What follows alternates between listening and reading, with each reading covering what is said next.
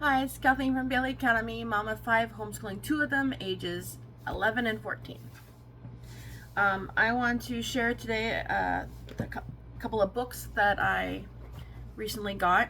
Some of these were review books from the company, but some of them were birthday and Mother's Day gifts from my kids, and one was from a dollar store, and one was from eBay. No, Amazon. So I want to share. Now, I want to make a little note before I share that although this is a secular channel because we homeschool secularly, I am Christian myself. The rest of the family is not. I do not put religion into the way we learn. It's a long story. The very short part of it is that I'm not recently, but I wasn't Christian when I, was younger, or when my kids were younger or anything. So we didn't raise the kids in any, that way. But I am now Christian, and so that is my beliefs, and I share what I believe with them, but I don't tell them they need to believe it or anything, and I don't include it in my homeschool. So everything we do homeschool is secularly. However, I still like to watch Christian YouTubers, homeschool YouTubers, read Christian homeschool books because they give me ideas, and because that's how I feel about things, but not like the ideas of how to, I don't, teach Bible or anything like that. So some of these books are not secular, and I will let you know when that is, and you can skip over it if you don't want to hear about it. But most of them are, or just neither, because they're not religious at all. All right, so first I'm going to do the first 4 books I'm going to do are homeschooling parent books. So books that you as the homeschool parent might want to read. And these I got from my daughters for birthday and Mother's Day. So I've had them for a couple months. 2 of them I've read, 2 of them I'm in the middle of reading. But I wanted to share them with you anyway. So first of all, first one I asked for was The Homeschool Advantage, A Child-Focused Approach to Raising Lifelong Learners by Colleen Kessler, forward by Sarah Mackenzie. This is a secular book. I didn't read anything Christian about it.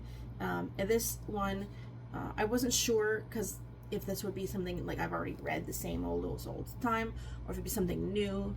But I was pleasantly surprised that this was an amazing book. As you can see, I have a little bookmark here. I'm going to read you something from it. But I definitely want to possibly even go over it again. Let me see. Where's the... I don't have an actual explanation of the book. There's no summary on the back of it. I was going to read you the summary. Let me see if I can find the summary for you. Okay, so The Homeschool Advantage. It says, focus on your child's strengths and passions to support lifelong learning. This book provides parents with practical tools to teach and engage their children at home. By focusing on their children's strengths and passions rather than on their limitations, parents can foster a love of learning that will last a lifetime. All children have passions, talents, and interests that can be promoted and developed, supporting their achievement and well-being. In this book, readers will gain a deeper understanding of how to shift their mindset from focusing on the deficits to tapping into a child's strengths. Whether their child has a passion for reading, sports, theater, or anything else, this book will help parents focus on the passions of their homeschooled child. And then there's a little more, but that's, the basic idea of it. So I loved it. There are sections talking about, at the beginning, why homeschool, the advantages. So if you aren't homeschooling, that would be a good section. But even if you already are homeschooling, it's still nice to, see if you know all the advantages, or if there's anything else you can talk about. Then exploring your children's strengths, finding wonder, a love of learning, play matters, 6 key learning skills, can creativity be taught, embracing adventure, the family team, the most important thing, and start now. And there's subcategories underneath those, but those are the main things. And although some of them, the topics in the book didn't apply to me as my kids are older, the play matters, obviously kids still play, but they play more when they're younger, I still found this to be very, very, very helpful. And remembering the, how to tailor things to your kids' strengths. Also, one little fun thing I saw, that throughout the whole book, they have the best thing. They asked children who were homeschooled what the best thing about being homeschooled was, and it was shared throughout the whole book. So for this one, it says, the best thing, I can pick and choose what I want to learn and how I want to learn it. This includes the books I want to read. I also get to see my brothers grow up. Now that was from a 17-year-old. So that was a little more, whatever the word is. This one's, I get to have friends over all the time, and I can do my schoolwork outside or even on a trampoline. And that was a 9-year-old. So those are throughout the whole book, and I thought that was a great addition. I thought it was so fun. I also liked the section here under Can Creativity Be Taught? It talks about simple ideas to help your, where is it? Talking about like the strewing thing, like putting things out and letting your kid explore them. And so it talks about a whole bunch of different things you could put out and see, you know, how's your child gonna know that they're interested in musical instruments if they've never played with a musical instrument? How will they know that science inspires them if they never, you know, worked with science? So it talks about books and art supplies and nature exploration, maps and globes, inspirational quotes, even field guides, membership in zoo memberships, you know what I mean? So you can use those, astronomy tools, all kinds of stuff to either strew or do with your kids to kind of figure out if they can, you know, what they like. And the part I wanted to read to you from the book, I didn't want to highlight in the book because I'm not entirely sure if I'm going to pass it on to somebody later, so I just used little colored tape. This one says, I want to empower them in the knowledge that they should never know everything because there's always more to know. And I think that is, like, that's basically what my philosophy of education has always been. You're never going to know everything. That's impossible. So there's always more things to learn. And so that is like the way that I think of things, and I try to instill in my children. My younger two don't seem to get, they keep telling me they don't like to learn. But I think what they mean, and I'm starting to get it now that they're getting older, they're explaining it, like they want to know the things, they just don't like to do the work to get to knowing them. And I get that, but I love to learn so much that I like, you know, doing the learning part too. The other part I highlighted was content is learned best when it's meaningful, and when we focus on testing, it becomes meaningless. Kids take tests in isolation without the benefits of collaboration, communication, or even critical and creative thinking. They're just regurgitating facts and figures. Homeschooling allows us to craft environments that support happy, healthy, thinking, caring, and social children who become collaborative, creative, competent, and responsible citizens tomorrow, and content by itself is never enough. So those were two of my favorite quotes from the book. I also loved this little section here, 125 open-ended questions and conversation starters to get the dialogue going. So this was talking about when you're talking to your kids, you don't want them to just simply answer questions. You want them to share their story, get them like talking more. So it's especially good for my son who doesn't talk much. So the questions are, or not questions, but well, yeah, I guess questions or conversation starters are like, describe what you enjoy most about the winter. What should go here? What characteristics make a bad friend? Do you have any other suggestions? If so, what are they? How can we improve such and such? And describe a time when such and such. So I thought this was really cool as well. Is that everything I want to share? The only thing I could have thought would have made the book better, and this isn't like content wise, so like doesn't really matter, but the photos in the book are all black and white. And I get that it's cheaper to print black and white, but some of them were very dark and really hard to see what was going on. But that, you don't have to have pictures to understand the content, so like it's not a big deal. So highly recommend this book. All right, the second one I want to talk about is Know and Tell, The Art of Narration by Karen Glass. If you're Charlotte Mason or you do Charlotte Mason things, you probably recognize this book. Narration is something that Charlotte Mason does. We're eclectic homeschoolers. I do a little bit of everything. I wanted this book because I had already sort of started a little bit by hearing what narration was from other people last year in the homeschool. My son, doesn't want to write all the time. He hates writing. My daughter has dysgraphia, so it's harder for her to write. So it's easier for them to just tell me what they read than to write or even answer like reading comprehension questions. They really struggle with reading comprehension. So we did a little bit of narration, and so I wanted to read this book to get to know more about how to keep doing narration with them, especially since we're starting late, which is exactly, there's a whole section on that in the book on how to start late. And so I really appreciated that. But I wanted to read this book, so I got this book as one of the first two that I got, and I love it as well. Highly recommend this if you are interested in narration. You don't have to be a Charlotte Mason homeschooler, but if you are interested in adding narration to your school, or even just want to see if this is something that you would want to add to your school, it blew my mind in the first few minutes of reading it. Like, I know what narration is, but it didn't occur to me that we do narration every day. I was like, I've never done narration. I don't know if I marked the spot, but basically she was saying that, do I have it marked? Let me just check here before I start rambling. No. Okay, so narration is the same thing that we do every day. So when you tell somebody a story of something, like, oh, you went out and something happened, you come home, you tell your husband or whoever, your child, it's a funny story that happened, that's narration. When your child if your child used to go to public school and they came home and told you what happened that day, that's narration. Just telling a short story of, like, reiterating what happened, like, the puddle, I fell in the puddle and it splashed all over me, that's narration. So narrating is something we do every day. Where is it? It's just like the introduction I had read that was like making me thinking about it though. I don't know. Anyway, that was like a big thing for me. And then also this narration scope and sequence.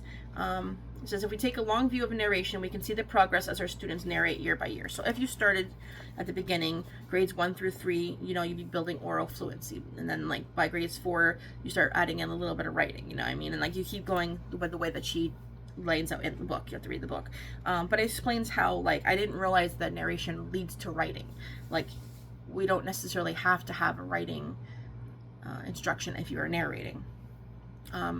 Or if you do want to add in writing instruction, do that later on or whatever. But like, I didn't realize that narrating, like, I knew you went to writing it down, but I didn't realize that helped you to actually compose, helped your composition skills. So like, this was a big shocker for me. The 2 parts that I marked here, this one's under Children Make Progress in Their Own Way section. We are used to thinking of education as the recollection of certain information.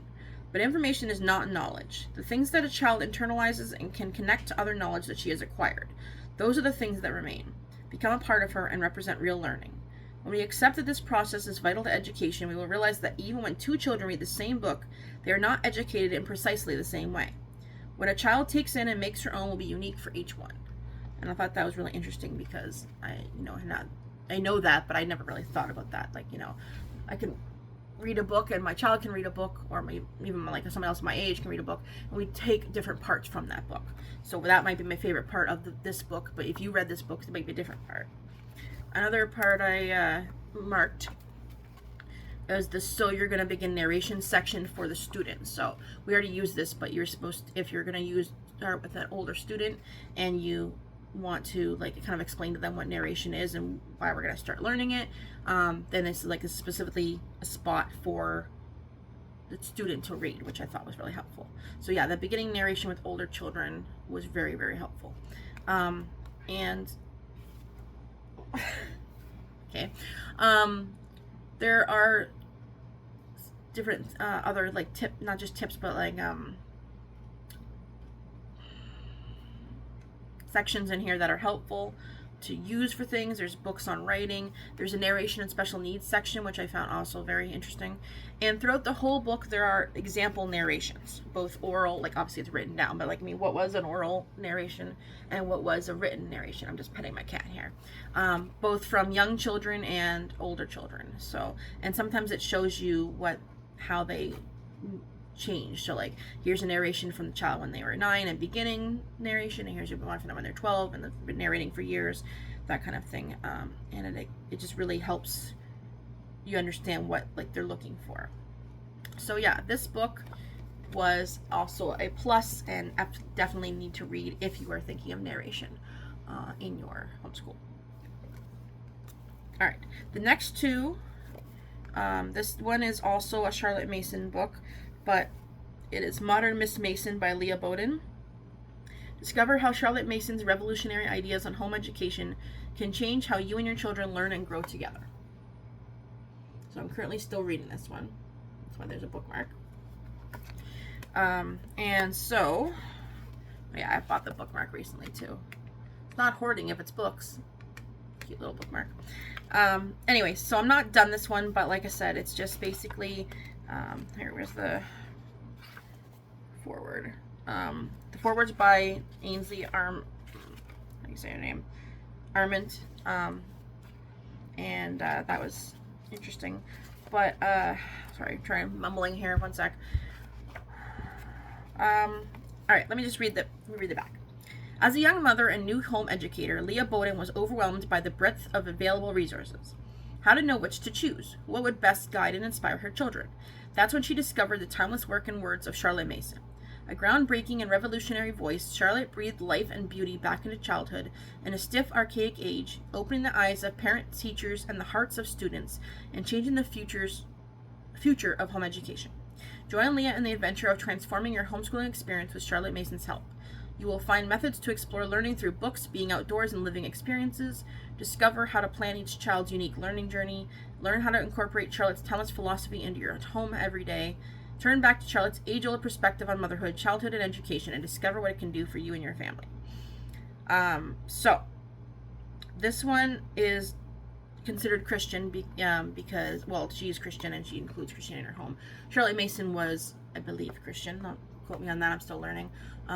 But like the education and philosophy, it doesn't have to be Christian or anything like that. So yes, this book does talk about God. It's up to you. You'd have to kind of feel for yourself if the means you can't read it or not. But if you are a Christian, then this definitely will work for you. So I like that when it's explaining things, there's like a take a Mason moment section where you kind of like take a cue from Miss Mason and add something to your homeschool. But I haven't got very far in this one yet, so I can't say I necessarily recommend it or not. But I do like by flipping through the take a Mason moment parts. It gives you like actual practical things that you can do in your homeschool to make it more Mason-like, as opposed to just saying this is what she believed and this is what, it's actual like takeaways that you can use. Like this one's suggestions for learning from living books. This one's suggestions for cultivating culture in your home. This one is suggestions for nurturing nature study. Yeah, I said that right.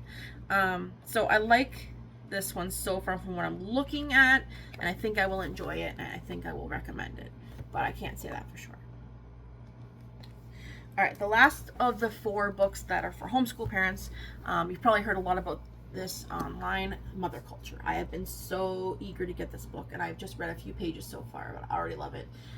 This is definitely a Christian book, very Christian.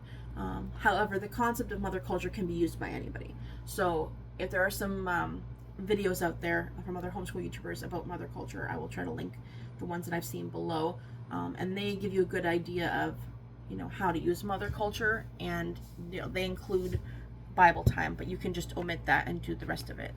But the book itself, if you are a Christian, the book itself is so beautiful, full of beautiful art, big type, and lots of little sections. Here's some more art. What I mean by little sections is a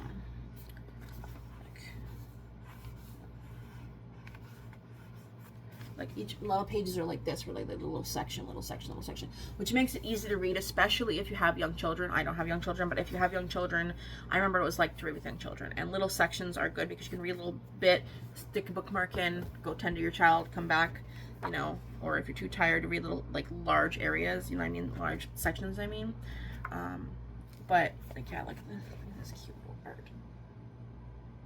So cute. And it's throughout the whole book. There's so many different artworks in it. Each section has a question for you to consider or write about if you want at the end. Oh yeah, I guess I should tell you what it's about. So, mother culture is a skillful art of how a mother looks after the ways of her household. With a thinking love, she creates a culture in the home all her own. A mother does a lot of taking care, so she needs to take care of herself too. As a mother is feeding and cultivating the souls of her children, she's nourishing her own soul with ideas, while taking a little time for her own play and creativity. Nourished and refreshed, she keeps growing closer to God and into the Christian woman God is designing her to be. Like I said, not for you if you're secular. May you find the principles on these pages to be invigorating, especially if you have a low battery. May they strengthen you in your ongoing efforts to create the happy home your heart deserves. Now she also. This is by Karen Andriola, and she also is a mother. Oh my gosh, she's also a Charlotte Mason homeschooler, and so she also made the book A Charlotte Mason Companion. If you're used to that book, the book, it's like I said, this book itself, it's so many different Christian things and the way that Christians run their household, but also it talks about homeschooling, and so not like what to do for your homeschool, but how to keep you as the mother learning and growing, you know. So like I said, as a Christian, you might do like Bible study, but whether you're Christian or not, you can also like read good quality literature, do some journaling, you know, things like that, like whatever works for you, because every person is different, obviously. There's the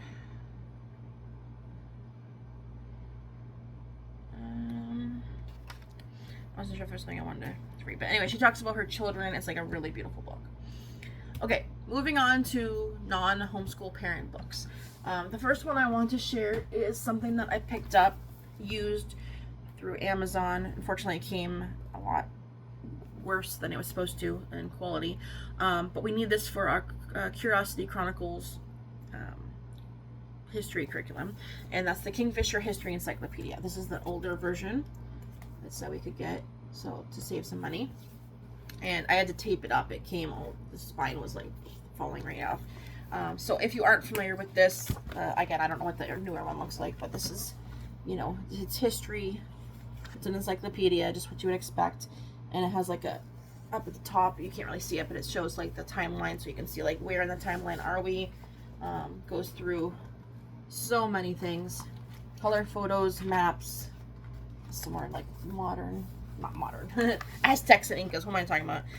This one, particular one, goes up to the War on Terror, like 2004, or just after the Twin Towers, 2001, so like not much. It was like made in 2004.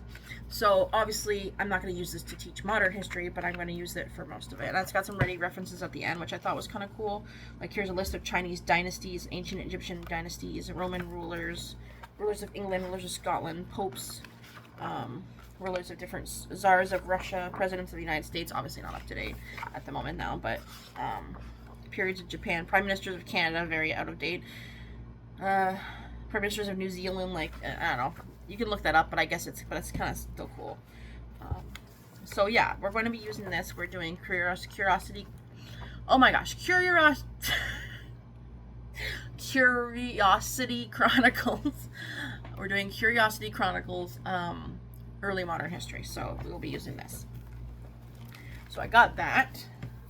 It costs a bit of money, and a lot more if you want the new one.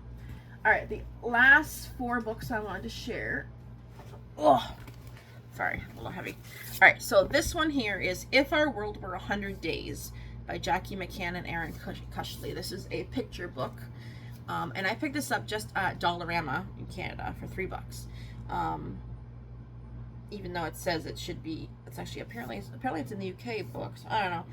Anyways, it says, what if our world were 100 days? The last 10,000 years have seen huge changes in the way we live, but it's tricky to imagine such a long period of time. Instead, let's picture our world as being 100 days old. How do we progress from gazing into the stars to lifting off into space? What do hieroglyphics and emojis have in common? Come and find out how we shaped and changed our world.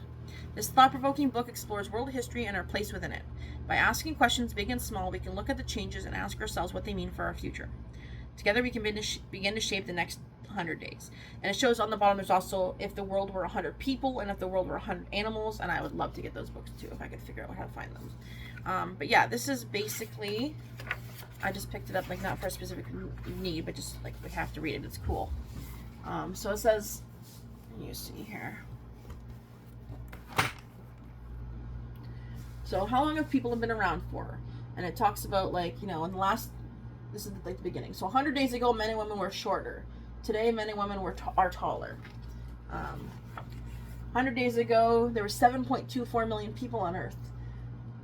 2 days ago, there was 1 billion people on Earth. 1 minute ago, there was 8 billion people on Earth. So, like, how fast it becomes less crowded. Some of the pages go up and down like this. So it's cute, like really nice illustrations and lots of facts. Like, you know, 4.46 days ago, it was the first chariot. And 1 day ago, a wheel that changes shape. So like that's 1 minute ago, the JWST, whatever that is, will begins to search for the early universe. So literally, that's how long like. James Webb Space Telescope. Sorry, it was only 1 minute ago in the year of 100 days year that we went on a mission to search for of the early universe. I'm not saying that right.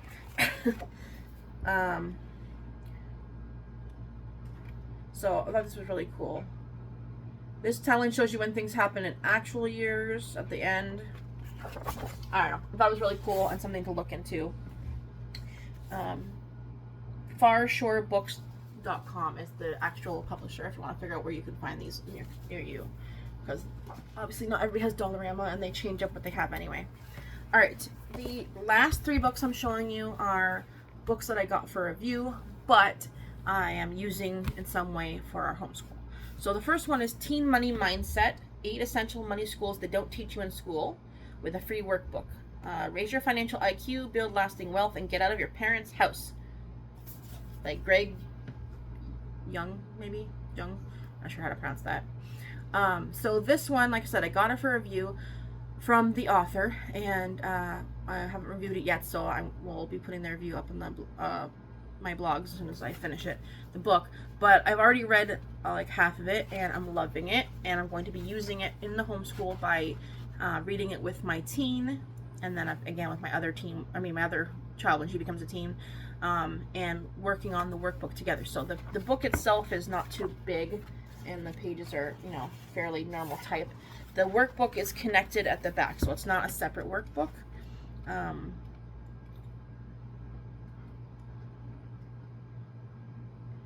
a glossary too, but okay, so here's the workbook.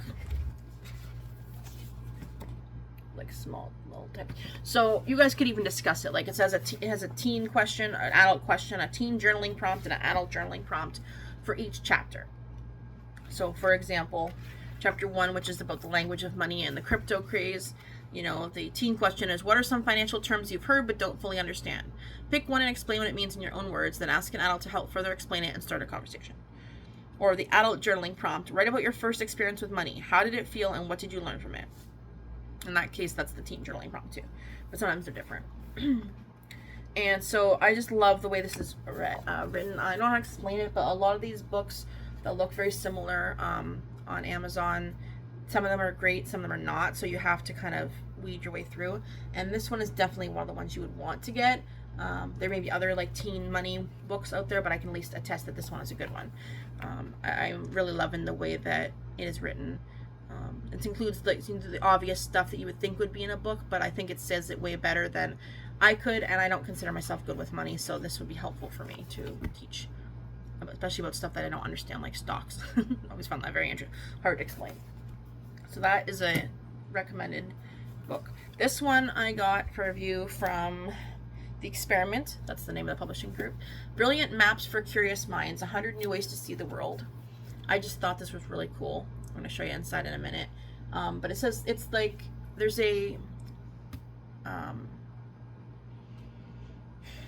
Facebook group that I'm, or page or group or whatever it is, that I'm a member of that shows, I think it's called, there's one called Terrible Maps and one called Amazing Maps, I think is what they are. I will link them below in the comments, description. And they share similar things to this. So these are like not your normal average maps, but maps that show different things that you wouldn't necessarily think about. So this one's average male height worldwide. So this shows a world map with how tall or short the average male is.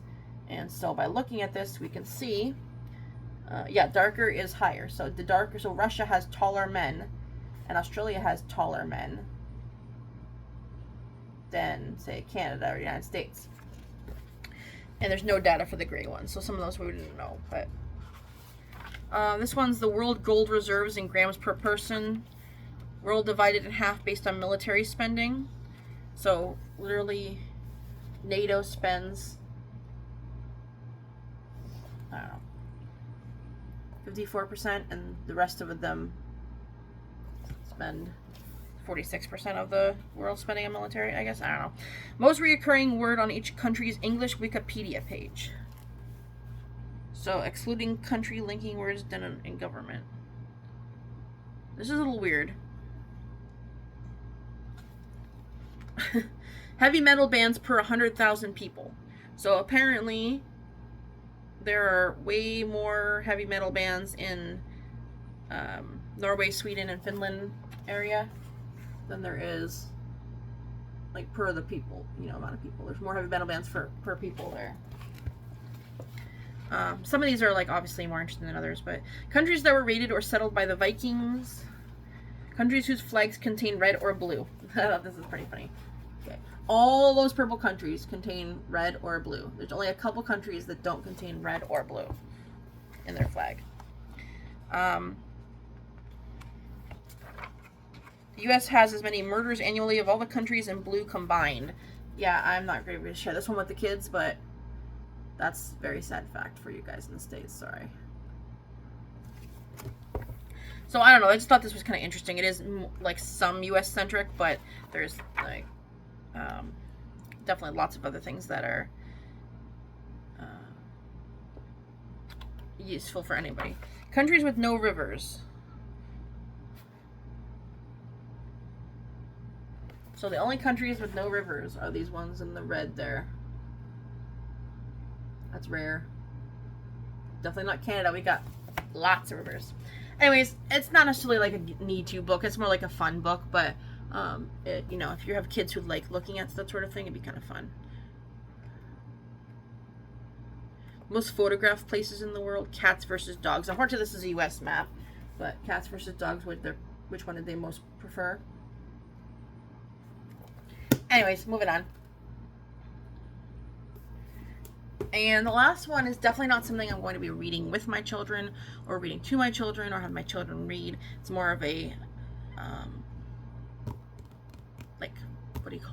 reference book for me. So this is Forensics for Dummies.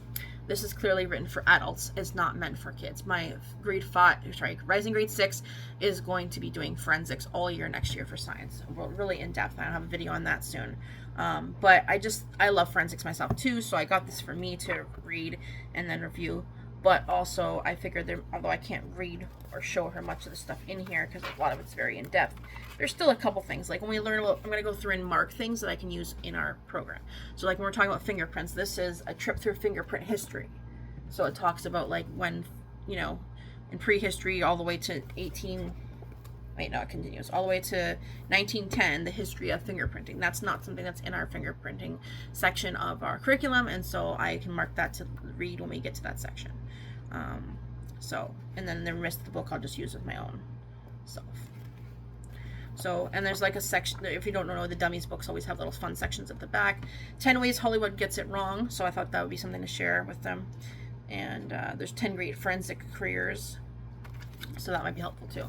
So if you like forensics and want to know more about it yourself, Forensics for Dummies, I always recommend the dummies books. They're always great. Very, very, very in-depth, but easy to understand at the same time. All right, that is it for the books that I have to share right now. I hope I didn't forget any that I wanted to share with you guys. I definitely recommend, if nothing else, that you look at the Homeschool Advantage if you want to learn more about how to tailor your homeschool for your children, and Know and Tell if you want to learn about narration. These are the two top books, although to be fair, I haven't finished reading the other two, but that everybody should, even secular schoolers might want to read. I just should have mentioned the Know and Tell. There is some religion in it because a lot of the narrations are of Bible verses or things like that, or like Bible stories, but they don't tell you to believe in God or anything. It's just that's what the sample narrations are about. Okay, so that is it. Let me know what you've been reading, either as a homeschool parent or books that you've been loving in your homeschool, if you want to share any. And I have lots of other videos coming up, lots of plans, so stay tuned. All right, bye.